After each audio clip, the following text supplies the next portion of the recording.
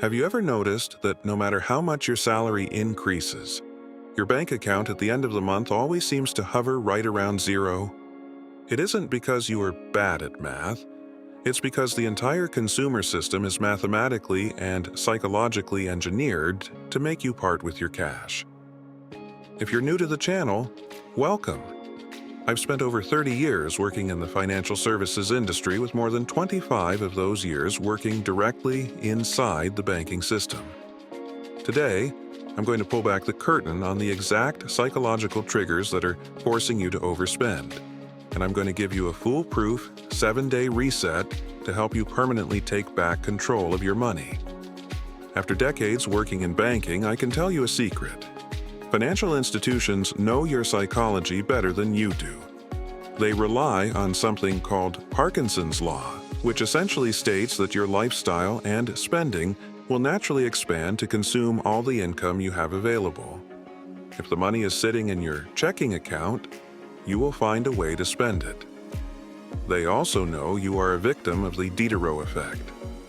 This is that dangerous chain reaction where buying one new thing makes everything else you own feel inadequate. You buy a new TV and suddenly your old TV stand looks cheap. So you buy a new one. This makes your living room rug look faded. So you replace that too. You aren't just buying a product, you are buying into an escalating cycle of consumption. And because of the Hedonic Treadmill, that initial rush of happiness you get from buying something new fades almost immediately, leaving you chasing the next purchase just to feel that same high. But you don't have to stay on that treadmill. Here is my 7-day insider reset to break the cycle. On day 1, we have to cure what behavioral economists call the ostrich effect, burying your head in the sand because looking at your credit card balances gives you anxiety. As someone who has looked at thousands of financial profiles, I can promise you that avoidance is what keeps you broke. You need to log into your accounts, look at the cold hard numbers, and calculate your essential living costs versus your actual take-home pay. Now take a moment to write down all of your spending.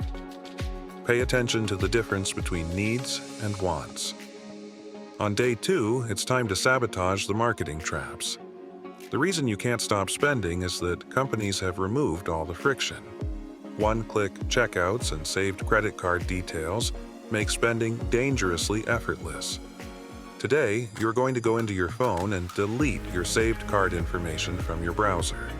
Unsubscribe from those promotional retail emails, and delete the shopping apps you casually scroll through when you're bored.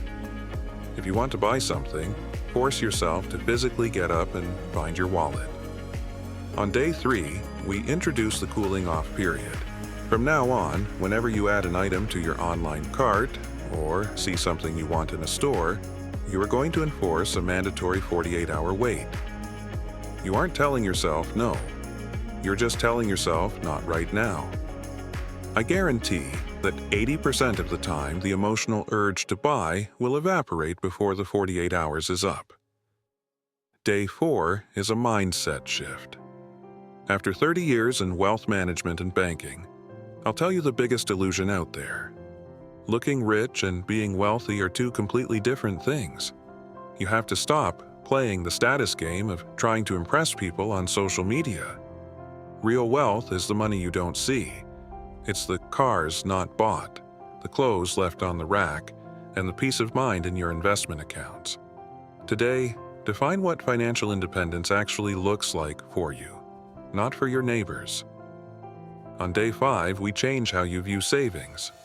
Most people fail at saving because throwing money into a generic bank account feels like a sacrifice. You need to name your accounts. When you rename your savings account from Basic Saver to My Escape the 9-to-5 Fund or My Future House, you are attaching deep, emotional meaning to your money. Suddenly, skipping a dinner out doesn't feel like a sacrifice. It feels like an investment in your own freedom. On day 6, we take willpower out of the equation entirely.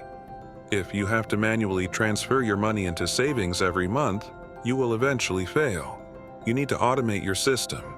Set up an automatic transfer so that the exact day your paycheck clears, a portion of it goes straight into an investment or savings account. Out of sight, out of mind.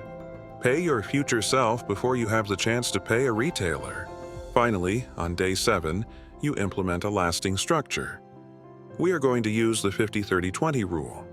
50% of your income goes to your absolute fundamentals: housing, groceries, utilities. 20% gets automatically shipped off to your future self, your savings and investments. That leaves 30% for you to spend on whatever fun, guilt-free lifestyle choices you want. You can do this without any anxiety because your future is already fully funded. If you apply these 7 steps, I promise you will completely rewire how your brain interacts with money. If you found this insider perspective helpful, let me know in the comments.